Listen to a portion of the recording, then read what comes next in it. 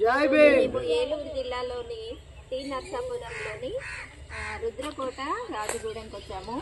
మన జ్ఞాన గృహ సందర్శనలో భాగంగా మరియు ఆక్సిజన్ రెడ్డి, డిఫరెంట్ నేమ్ కదా, ఈయనే ఆక్సిజన్ రెడ్డి.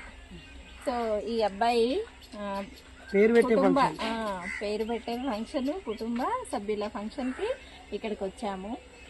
సో సాగర్ అన్న మమ్మల్ని ఇక్కడికి పిలవడం జరిగింది.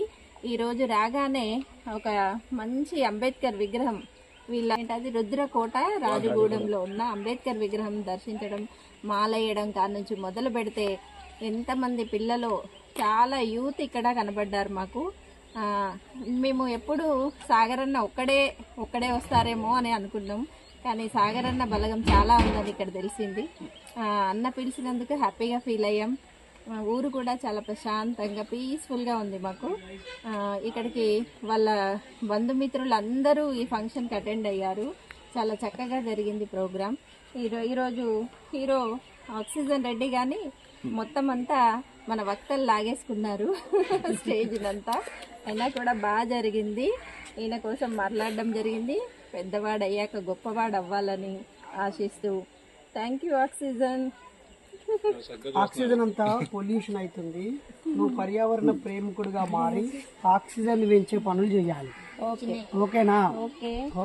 ఓకేనా పెద్దనాన్న? సునంద మరియు సాగర్ అన్న వాళ్ళ కుటుంబాన్ని జ్ఞానగృహంగా భావిస్తూ ఏలూరు జిల్లాలో మూఢనమ్మకాల నిర్మూలన సంఘానికి ఈ ఇల్లు ఒక దీపంలాగా ఉండి చుట్టుపక్కల అజ్ఞానాన్ని చీలుస్తూ వెలుతురును పంచాలని కోరుతూ, మరి అక్క సునందక్క మహిళా గ్రూపుల్లో ఉంటుంది. అలాగే అన్న కూడా ప్రజా సంఘాల్లో విపరీతంగా తిరుగుతాడు. బిడ్డ కూడా ఒక వ్యవసాయ శాస్త్రవేత్త కావడానికి అగ్రికల్చర్ BSc చదువుతుంది. కొడుకు కూడా ఇంటర్ పూర్తి చేసి బీటెక్ వైపు అడుగులు వేస్తున్నాడు. వాళ్ళ పిల్లలు సునందక్క, సాగర్ అన్న మా ఉద్యమంతో అనుబంధం పెట్టుకున్నందుకు కృతజ్ఞతలు తెలియజేస్తూ, వైజాగ్లో మహాసభలకు వచ్చాడన్న, హైదరాబాద్కు వచ్చాడు, ఉస్మానియా యూనివర్సిటీకి వచ్చాడు, విజయవాడ రాజగృహకు వచ్చాడు, ఇలా చెబుతూ పోతే చెన్నైకి వచ్చాడు. ఎన్నో మీటింగ్లు పాల్గొన్నాడు. నిజంగానే అన్న వచ్చినప్పుడల్లా ఒకరిద్దరిని తన వెంట తీసుకొని వచ్చేవాడు. కానీ ఈసారి మమ్మల్ని ఏడికి పట్టుకొచ్చాడు. ఒకవైపు ఏమో బైరి నరేషు మా ఊరికి రావద్దు అని గోబ్యాక్ అనే నినాదాలు ఒకవైపు వింటున్నాము. మరొక వైపు మాట్లాడొద్దు అని అల్లరి చేస్తూ దేవుళ్ళ పేర్లతో మమ్మల్ని వెనక్కి తరుముతున్నటువంటి మూకలు ఒకవైపు అయితే, జ్ఞానానికి స్వాగతం అని చెబుతూ ప్రేమగా ఆహ్వానించేటివి మరొక వైపు. మేము పగలు రాత్రి రెండు చూస్తున్నాం. అవమానాల్ని సన్మానాల్ని రెండింటినీ చూస్తున్నాం. ఈ క్రమంలో ఈ ఊరు ఒక చారిత్రాత్మక కార్యక్రమాన్ని చేసింది. కుటుంబ పండుగని ప్రత్యామ్నాయ సాంస్కృతిక పద్ధతిలో చేసింది.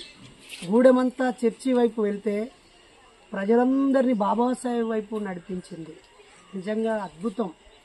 ఈ అద్భుతమైన గ్రామంలో సహపంక్తి భోజనం, అందరినీ కూర్చోబెట్టి కులాలు మతాలు తరతమ్య భేదాలు లేకుండా కూర్చోబెట్టి భోజనాలు పెట్టారు. బంధుమిత్రులందరితో అలాయి బలాయి పెట్టి ఒక సమ్మేళనం నిర్వహించారు. మార్నింగ్ సెషన్ ఏమో మహానుభావులతో మహనీయుల గురించి మాట్లాడించారు. లంచ్ తర్వాత బంధుమిత్రులతో ఫోటోషూట్ పెట్టారు. ఈ క్రమంలో వీళ్ళ బంధువులు మిత్రులు బలగమంతా బాబాసాహెబ్ చూపిన బాటలో ఈ రోజంతా గడిపింది. అన్ని కుటుంబాలు ఇలాగే గడపాలని, మన ఇంట్లో ఫంక్షన్ పెట్టుకొని, మన ఇంట్లో డబ్బులు మనం పెట్టుకొని, మన ఇంట్లో భోజనం ఏర్పాటు చేసుకొని, మనము దైవం గురించో మతం గురించో పాస్టరు పూజారి గురించో కాకుండా మన బతుకులు బాగు చేసిన వాళ్ళ గురించి చేయడం చాలా చాలా సంతోషం. మరి ఏప్రిల్ 14 తర్వాత 32వ గృహం. ఒక్కో గృహంలో ఒక్కో ప్రత్యేక అనుభవాలు పొందుతున్నాం. ఈ ఇంట్లో బాబాసాహెబ్ పుస్తకాలు ఉన్నాయి, బాబాసాహెబ్ బాటలో నడిచే మనుషులు ఉన్నారు, సమాజాన్ని ప్రేమించే వ్యక్తులు ఉన్నారు. కాబట్టి ఈ జ్ఞానగృహ సందర్శన సందర్భంగా చిన్న కానుకని సునందక్కకు అందిస్తున్నాము. జై భీమ్. కొనసాగిద్దాం మూఢనమ్మకాల నిర్మూలన ఉద్యమాన్ని, కొనసాగిద్దాం మహనీయుల స్ఫూర్తిని.